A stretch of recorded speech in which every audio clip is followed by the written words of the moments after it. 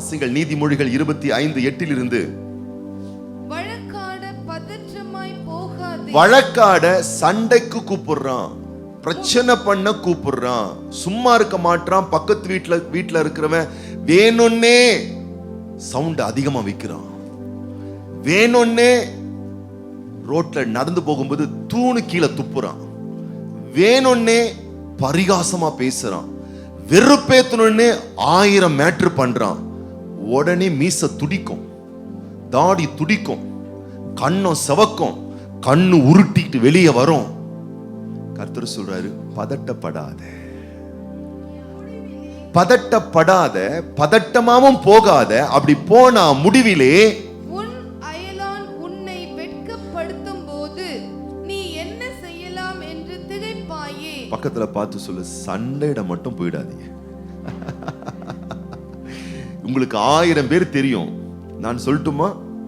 10,000 பேர் கூட தெரியட்டும், ஃபர்ஸ்ட் சிட்டிங்ல வருவாங்க எல்லாருமே.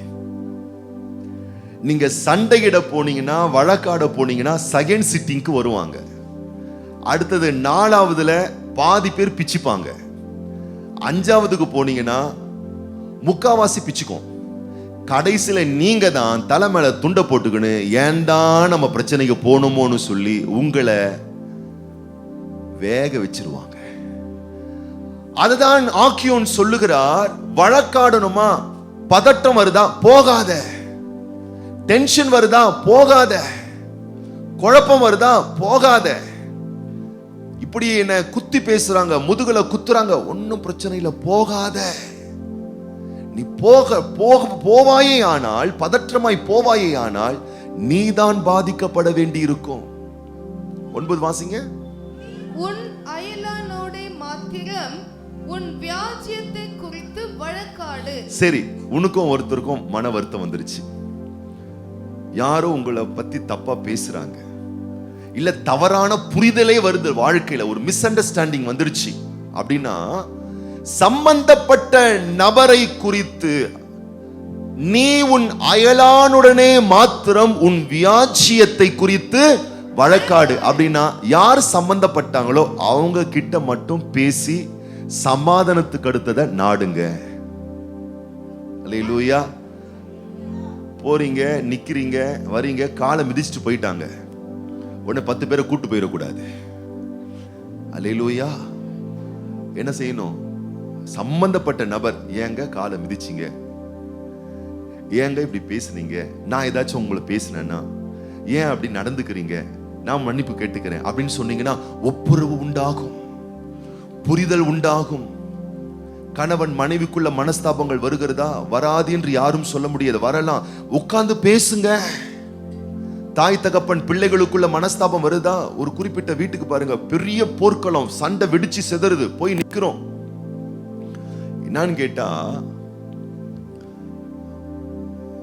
அப்பா பொண்ணு கிட்ட பேசுறது இல்ல, பொண்ணு அப்பா கிட்ட பேசுறது இல்ல. வளர்ந்த பிள்ளை தான். அப்பா நான் நினைச்சுக்கிட்டு இருக்காரு, படிச்சுட்டா சம்பாதிக்கிறா, திமிரு வந்துருச்சு, அந்த திமிரு பிடிச்ச விட்ட நான் ஏன் பேசணும்னு பேசாம இருக்கிறாரு. பொண்ணு நான் பண்ணது, அப்பா முன்ன மாதிரி இப்ப இல்ல, அவரே பேசிட்டோன்ட்டு இது ஒரு விதமான இறுக்கத்துல பிடிவாதத்துல இருக்கு. ஒரு நாள் வந்துச்சு பாருங்க ஃபைட்டு, வீட்டுல இருக்கிற பொருள்லாம் பறக்குது. அந்த மனஸ்தாபம் வரும் போதே அந்த தகப்பன் மகளை கூப்பிட்டு, மகதானே பொண்ணு தானே கூப்பிட்டு, ஏம்மா என்னாச்சு, ஏன் அது மாதிரி நடந்துக்கிற? அப்ப உடனே பொண்ணும் பேசும், இல்ல டாடி நீங்க தான் பேச மாட்டீங்க, அதனாலதான் நான் இப்படி இருக்கேன். 2 பேரும் பேசி சமாதானமாயி சமரசம் பண்ணாங்கன்னா அன்னைக்கு அது முடிஞ்சிடும் பாருங்க. பேச்சுவார்த்தையில சுமூகமா முடிச்சிடலாம். அதுக்கப்புறம் பாத்தீங்கன்னா பக்கத்துல இருக்கிற சொந்தக்காரங்க அவங்க கடைசியில நாங்கெல்லாம் போயிட்டு சமரசம் பண்ணி அது பெரிய இஷ்யூ ஆயிடுச்சு. பக்கத்துல பார்த்து சொல்லுங்க, உங்களை யார் பாதித்தார்களோ அவங்க கிட்ட போயிட்டு சமாதானத்துக்கு அடுத்த விஷயத்தை நாடுங்க. அவர்களிடத்தில் வியாஜ்யத்தை குறித்து வழக்காடுங்கள், ஆனா மற்றவனிடத்தில் வெளிப்படுத்தாதே. ரொம்ப ஜாக்கிரதையா இருக்கணும். இங்க ஆண்டவருடைய பிள்ளைகள் ரொம்ப கேர்ஃபுல்லா இருக்கணும். உங்களுக்கும் இன்னொருத்தருக்கும் மனஸ்தாபம் வந்துருச்சு அப்படின்னு சொன்னா அந்த விஷயத்தை ரெண்டாவது மனுஷன் மூணாவது மனுஷன் கிட்ட தயவு செய்து ஷேர் பண்ணாதீங்க. பக்கத்துல பார்த்து சொல்லுங்க, யார் மேலாச்சும் உங்களுக்கு மன வருத்தம் இருக்கா? ஆமா இருக்கா? இன்னைக்கு ஆராதனை முடிச்சதுக்கு அப்புறமா சம்பந்தப்பட்ட நபரோட பேசி சமாதானமாயிருங்க. அதை விட்டுப்புட்டு தொத்தா கிட்டையும் அக்கா கிட்டையும் சொந்தக்காரர்கிட்டையும் நண்பன்டாங்கிட்டையும் எல்லார்கிட்டையும் சொல்லி சொல்லி அதை ஊதி பெருசாக்குனீங்கன்னா என்ன ஆகுமா? அடுத்த வசனம், மற்றபடி அதை கேட்கிறவன் உன்னை நிந்திப்பான். சம்பந்தப்பட்ட நபரோடு பேசாமல் மற்ற எல்லா இடத்துல நீ ஷேர் பண்ணிட்டு இருந்தீங்கன்னா அப்படி கேட்கிற எல்லாருமே கேட்கிறவன் உன்னை நிந்திப்பான்.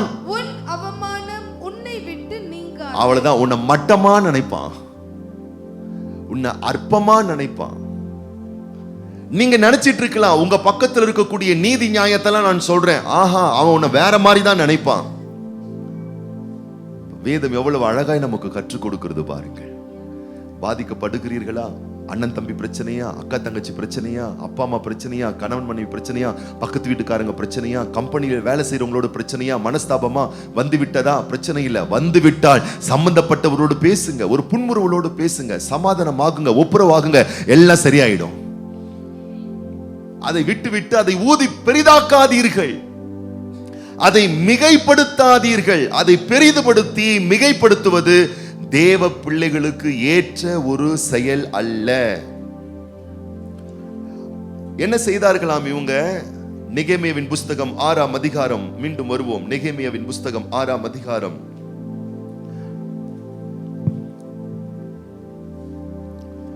எப்படி எப்படி எப்படி அவர் இந்த ப்ராப்ளத்தை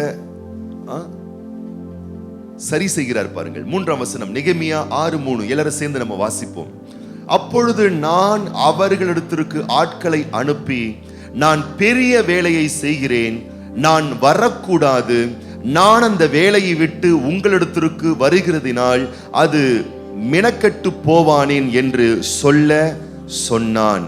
என்ன சொல்றாரு பாருங்க. அவரு சண்டைக்கு கூப்பிடுறான், சட்டையை கிழிக்க கூப்பிடுறான், பிரச்சனைக்கு கூப்பிடுறானா அதுக்கு நீ போகாத, உன் வேலையை பாருன்னு பைபிள் சொல்லுது. எத்தனை பேர் ஆமேன்னு சொல்றீங்க? முதலாவதாக உங்களுக்கு ஒரு குடும்பம் இருக்கிறது என்பதை யோசித்து பாருங்கள். உங்களுக்கு மனைவி பிள்ளைகள் உண்டு, கணவன் குழந்தைகள் உண்டு, உங்களுக்கு ஒரு வீடு உண்டு, ஊழியம் உண்டு, உத்தரவாதம் உண்டு, கடமை உண்டு. அதுக்கே டைம் பத்தல நமக்கு. அதையே சரிப்படுத்த சரியாக நம்ம கொண்டு சொல்வதற்கு நமக்கு நேரம் நிறைய கரெக்டா இருக்கும் பாருங்க. வீண் சிலாவலிக்கு போக வேண்டாம் என்று வேதம் நமக்கு வலியுறுத்துகிறது.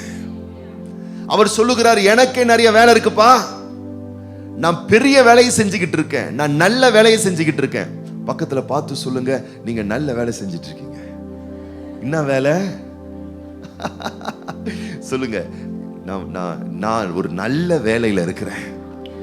சொல்லுங்க, நீங்களே சொல்லுங்க பார்க்கலாம். வாயை திறந்து சொல்லுங்க, நான் ஒரு நல்ல வேலையில இருக்கிறேன், நான் ஒரு நல்ல குடும்பத்துல இருக்கிறேன், நான் நல்ல பொறுப்புல இருக்கிறேன், நான் நல்ல கடமையில இருக்கிறேன், நான் நல்ல உத்தரவாதத்துல இருக்கிறேன்.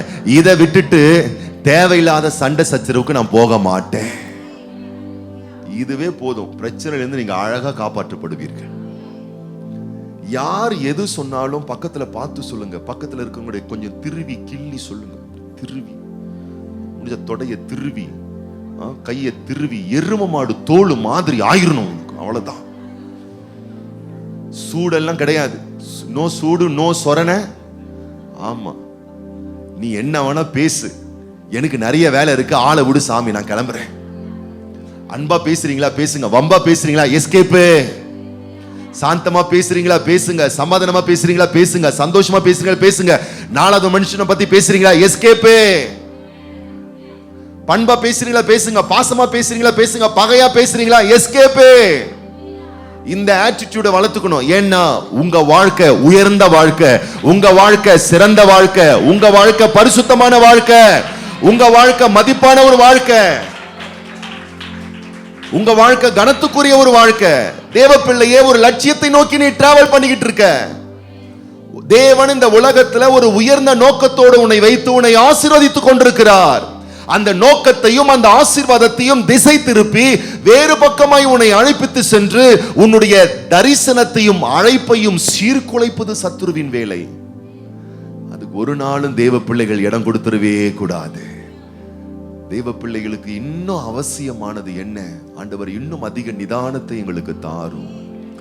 வலது கைகளை உயர்த்தி ஆண்டவரை நோக்கி, நான் சொல்ற உண்மையாகவே அநேகருடைய வம்பு சண்டைகளால் நீங்கள் பாதிக்கப்பட்டிருக்கலாம். உங்களுக்காக நான் இப்ப நான் ஜெபம் பண்ண விரும்புறேன். அநேகருடைய வார்த்தைகள், கடின வார்த்தைகளால் நீங்கள் உடைஞ்சு போயிருக்கலாம். தேவையில்லாம உங்களை பிரச்சனைக்கு நிறைய பேர் இழுக்கலாம். வீணா உங்களை சீண்டி சிலாவளித்தனம் பண்ணலாம். பக்கத்திலேயே இருந்து, பக்கத்திலேயே குடியிருந்து, பக்கத்திலேயே சுற்றிலும் இருந்து உங்களை சங்கடப்படுத்திக்கிட்டே இருக்கலாம், வேதனையை கொடுத்துக்கிட்டே இருக்கலாம், வருத்தத்தை கொடுத்துக்கிட்டே இருக்கலாம். என்னடா பண்றது, இங்க இருந்தே நம்ம போயிடலாமான்றது போல ஒரு அப்படிப்பட்ட வேலையை அவங்க பார்ப்பாங்க. ஆனா இன்னைக்கு எனக்கு வேண்டியது என்ன? ஆண்டவர் எனக்கு ஒரு பொறுமையை தாரும், ஆண்டவர் ஒரு சகிப்பு தன்மையை தாரும். அவங்க சண்டைக்கு இழுக்கிறாங்கன்றது எனக்கு நல்லா தெரியுது, வீணா பழி போட பாக்குறாங்க நல்லா தெரியுது. ஆண்டவரை, சத்துருக்கள் மத்தியிலே சங்கீதக்காரன் சொல்லுகிறான், நலமானதையும் பேசாமல் நான் அமைதலா இருந்தேன். அப்படிப்பட்ட ஒரு பொறுமையா இருக்கிற ஒரு இருதயத்தை எங்களுக்கு தாரும் ஆண்டவரே. ஹல்லேலூயா, ஹல்லேலூயா. உங்களை பத்தி ரொம்ப தப்பா பேசுறாங்க அப்படின்னு சொன்னா நல்லா புரிஞ்சுக்கோங்க, முடிஞ்ச எழுதி வச்சுக்கோங்க. நிறைய தப்பா பேசுறாங்க, எதிர்மறையா பேசுறாங்கன்னா நல்லா புரிஞ்சுக்கோங்க. உங்களை குறித்து கெட்ட துர்ச்செய்தி எந்த அளவுக்கு பரப்பப்படுகிறதோ, நான் சொல்றேன், சண்டை போட போயிடாதீங்க. எந்த அளவுக்கு வேகமா பரவுதோ, நான் சொல்லட்டுமா, உங்களை பத்தி நல்ல செய்தி போறதை விட கெட்ட செய்தி ரொம்ப குயிக்கா போகும், நெருப்பை விட வேகமா போகும். நான் சொல்றேன், சண்டை போட போயிடாதீங்க. அவங்க பேசிட்டோம், கேவலமா பேசுறாங்க, ரொம்ப மோசமா பேசுறாங்க, பேசிட்டோம். நான் ஒன்னே ஒரு ரிசல்ட் சொல்றேன், உங்களுக்கு ரிசல்ட் சொல்றேன். எவ்வளவு வேகமாய் உங்களை குறித்து துர்ச்செய்தி பரவுகிறதோ அவ்வளவு வேகமாய் அந்த துர்ச்செய்தி சொத்து போகும். அதை நீங்க பாப்பீங்க. உங்களை குறித்த எதிர்மறையான தகவல்கள், தேவையில்லாத வம்பான பேச்சுக்கள் எந்த அளவுக்கு பரவுகிறதோ, வம்புக்கு இழுக்கிறாங்களோ, சண்டை போடுறாங்களோ, நான் சொல்றேன், எவ்வளவு வேகமா அது பரவுதோ அவ்வளவு வேகமா அந்த தகவல்கள் செத்து போகும். ஆனா உங்களை குறித்து நல்ல பேர் நீங்க எடுக்கிறதுக்கு ரொம்ப டைம் எடுக்கும். ரொம்ப உங்களை பாராட்ட மாட்டாங்க. எவ்வளவு நல்லவங்களா இருந்தாலும் உங்களை பத்தி புகழ்ந்து பேச மாட்டாங்க. நீங்க 1000 நன்மை செஞ்சா கூட அதை பெருசா பேச மாட்டாங்க. ஆனா நான் சொல்லட்டுமா, உங்களுடைய நற்பெயர் வெளியே போவது தாமதமா தான் ஆகும், ரொம்ப லேட் ஆகும். ஆனா நான் சொல்லட்டுமா, அதை காலத்தால் ஒரு நாளும் அழிக்கவே முடியாது. உங்கள் நற்பெயரை யாராலும் கெடுக்க முடியாது. உங்கள் நற்பெயருக்கு யாரும் களங்கம் விளைவிக்க முடியாது. ஏன்னா அது ஜீவன் உள்ளது, அது. அல்லேலூயா. ஆகவே தவறா பேசுறாங்க அப்படின்னு சொல்லிட்டு சண்டை போட போயிடாதீங்க. நீங்க அமைதலோடு பொறுத்துருங்க. கர்த்தர் உங்களுக்காக நிச்சயமா ஒரு பெஸ்ட் ரிசல்ட்டை தருவார். நெகேமியாவை அற்புதமா காப்பாத்தின ஆண்டவர் நம்மோடு முகமுகமாய் பேசி கொண்டிருக்கிறார். இன்னைக்கு நம்ம அர்ப்பணிப்போம், ஒப்பு கொடுப்போம். சில தேவைகள் வந்துருச்சு, சில காரியங்கள் வந்துருச்சு. நான் சொல்லுகிறேன், நன்மை பெறுவதற்கும் அவசரப்படாதீங்க, தீமை செய்யறதுக்கும் அவசரப்படாதீங்க. எவ்வளவு பெரிய உண்மையை சொல்லியிருக்கேன் பாருங்க. உங்களுக்கு பிரச்சனை பண்றதுக்கும் அவசரமே படாதீங்க, பொறுமையா இருங்க. ஒரு நன்மை பெறணுமா, அதுக்கும் அவசரப்படாதீங்க. எல்லாம் உங்களுக்கு நன்மையாகவே முடியும். யோவான் சுவிசேஷ புஸ்தகம் 11ஆம் அதிகாரத்தில் வேதம் சொல்லுகிறது, யோவான் எழுதுகிறார், லாசரு மரண அவஸ்தை படும் பொழுது, பாதிக்கப்படும் பொழுது அவனுக்கு ஒரு சுகம் வர வேண்டும், ஒரு நன்மை நடக்க வேண்டும் என்று சொல்லி இயேசுவுக்கு தகவலா அனுப்புறாங்க.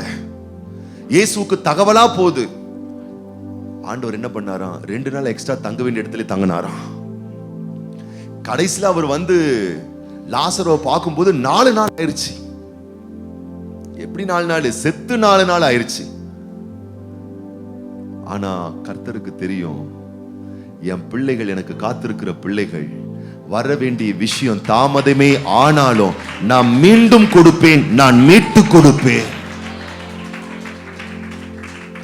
காலதாமதமாகதை அவசரப்படாதீங்க, அபகரிக்க பார்க்காதீங்க. அவசரப்பட்டு நான் சொல்லுகிறேன், உங்கள் புனிதமான உறவை சிதைக்காதீர்கள். நன்மை கிடைக்காம போயிருமோன்னு சொல்லி அவசரப்பட்டு உங்களுடைய மனதின் நிம்மதியை கெடுத்துக் கொள்ளாதீர்கள். பொறுமையாயிருங்கள். ஏசாயா தீர்க்கதரிசி எழுதுகிறார் பாருங்கள், வேகமாய் வாசிங்கள். ஏசாயா தீர்க்கதரிசியின் புஸ்தகம் 30ஆம் அதிகாரம் 15ஆம் வசனத்தில் இருந்து. நீங்கள் மனம் திரும்பி அமர்ந்திருந்தால், ஆண்டவர் சொல்றாரு, உங்க மனசுல கொஞ்சம் பொறுமையை வளர்த்துக்குங்க, மனசை திருப்புங்க. உங்க மனச வருத்தத்தின் மேலேயே வச்சிருக்கீங்க, உங்க மனச உங்களை வேதனைப்படுத்தினவங்க மேலேயே வச்சிருக்கீங்க, உங்க மனச உங்களை சில பேர் ஏமாத்தி இருக்கலாம், சில பேர் காயப்படுத்தி இருக்கலாம், சில பேர் உங்களை நோக்கடிச்சிருக்கலாம், அவங்க மேலேயே மனசை வச்சுக்கிட்டு இருக்கீங்களையா, அந்த மனசை அவங்க மேல இருந்து எடுத்து அதை திருப்புங்க. திருப்பி ஆண்டவர் சொல்லுகிறார், அமர்ந்திருங்கள். அப்படின்னா உட்கார்ந்துகிட்டு இருக்கிறதல்ல, தரையில உட்கார்றதில்ல, சோஃபால உட்கார்றதில்ல, இந்த மனசை உட்கார வைக்கிறது. இந்த மனதை அலப்பாஞ்சிக்கிட்டே இருக்குல்ல, அதை ஒருமுகப்படுத்துவது. அதுக்கு தான் ஜெபம் ரொம்ப முக்கியம்ன்றது ஆவிக்குரிய பிள்ளைகளுக்கு. ஆண்டவருடைய பிள்ளைகளுக்கு ஏன் ஆராதனை முக்கியம்? ஏன்னா இங்க உங்க உடல் மட்டும் அமரவில்லை, உங்கள் மனமும் சேர்ந்து அமர ஆரம்பிக்கிறது. தேவ சமூகத்தில் ஆராதிக்கும் பொழுது, ஆலயத்தில் அமரும் பொழுது, ஜெபிக்கும் பொழுது உங்க உடல் மட்டும் அமரலங்க, ஆண்டவரோடு இணைந்து உங்கள் மனமும் அவரோடு இணைய இசைய அமர ஆரம்பிக்கிறது. ஆண்டவர் சொல்றாரு, அந்த வருத்தத்தின் மேலேயே உங்க மனசை வச்சுக்கிட்டு இருக்கீங்க, வேதனைப்படாத, உனக்கு கிடைக்க வேண்டியது நிச்சயமா கிடைக்கும், நீ பெற வேண்டியதை நிச்சயமா பெறுவ. ஆகவே உனக்கு சங்கடத்தை ஏற்படுத்தி விட்டார்கள் என்று சொல்லி பழி வாங்குவதற்கும் தீவிரமாய் செல்லாதே. உனக்கு ஒரு நன்மை நடக்க வேண்டும், அந்த நன்மை இப்பொழுது கிடைக்காம இருக்கலாம், கிடைச்சிடணும்னு சொல்லிட்டு அதற்காகவும் அவசரப்பட்டு பதறாதே. இது ரெண்டு மேல இருக்கக்கூடிய கண்ணை எடுத்துட்டு உன் மனசை மாத்திக்கிட்டு பொறுமையை வளர்த்துக்கோ. நீ அமர்ந்திரு. நீங்கள் அமர்ந்திருந்தால் ஆண்டவர் சொல்றாரு, ரிசல்ட்ட பாப்பீங்க. நான் மீண்டும் உனக்கு தருவதை, நான் மீட்டு கொடுப்பதை நீ பார்ப்பாய். நீ எதை இழந்தாயோ அதை நான் மீண்டும் தருவேன், நான் மீட்டு தருவேன். அதுதான் ரட்சிப்பு, அதான் விடுவிப்பு. நான் சொல்லுகிறேன், நீங்கள் இழந்ததை தேவன் மீட்டு கொடுப்பார், நீங்கள் இழந்ததை ஆண்டவர் மீண்டும் கொடுப்பார். தேவன் ரட்சிக்க வல்லவராய் இருக்கிறார். அப்பதான் உங்களுக்கு பெஸ்ட் ரிசல்ட் கிடைக்குமா? பதறும் பொழுது அல்ல, படபடுக்கும் பொழுதல்ல, பரிதவித்து அங்கலாய்க்கும் பொழுதல்ல, சண்டையிடும் பொழுதல்ல, பொறுமையாய் மனதை காத்தல், ரட்சிக்கப்படுவீர்கள். நம்பிக்கையுமே உங்கள் பலனாய். எது பலனா? டென்ஷனா இருக்கிறது, கோபப்படுறது, கத்துறது, சண்டை போடுறது, இப்படி அவங்க பண்ணிட்டாங்கன்னு சொல்லி மனுஷனோட சண்டையிட போவதும், கர்த்தரின் தரமாற்றாருன்னு சொல்லிட்டு கர்த்தர் மேல மனத்தாங்கள் அடைவதும் உங்களுக்கு அது ஏற்ற ஒரு விஷயம் அல்ல. அப்ப நான் என்ன செய்யணுமா? அமெரிக்கையும் நம்பிக்கையும். அமெரிக்கை என்றால் பொறுமையா இருத்தல், பொறுமையோடு நம்பி காத்திருக்கிறதல். பொறுமையா நான் இருக்கிறேன், அதோட சும்மா இல்ல, நம்பிக்கையா இருக்கிறேன். ஒரு வேலை எனக்கு கிடைக்கணும், ஆனா நல்ல வேலையை அமையல, நான் பொறுமையா இருக்கிறேன். அதுக்காக நான் சும்மா இல்ல, ஃபெய்த்ல இருக்கிறேன், ஃபுல் கான்ஃபிடென்ட்ல இருக்கிறேன். கண்டிப்பா எனக்கு பெஸ்ட் ஒரு ஜாப் கிடைக்கும். எனக்கு ஒரு விஷயம் நடக்கணும், கிடைக்கணும், நான் பொறுமையா இருக்கிறேன், அதே நேரத்தில் நான் நம்பிக்கையோடு இருக்கிறேன். அப்படி நீங்கள் இருந்தால் அதுதான் உங்களுக்கு பவர், அதுதான் உங்களுக்கு பலன். நீங்கள் அமெரிக்கையும் நம்பிக்கையுமே உங்கள் பலனாயிருக்கும் என்று இஸ்ரவேலின் பரிசுத்தராய் இருக்கிற கர்த்தராகிய தேவன் சொல்லுகிறார். இஸ்ரவேலின் பரிசுத்தராய் இருக்கிற கர்த்தராகிய தேவன் சொல்லுகிறார். பக்கத்துல பார்த்து கேளுங்க, கர்த்தர் சொல்றது கேக்குதுங்களா? படிக்கிறீங்களா? இன்னைக்கு கொஞ்சம் பொறுமையை வளர்த்துக்கோங்க, நம்பிக்கையை வளர்த்துக்கோங்க, நிதானத்தை வளர்த்துக்கோங்க.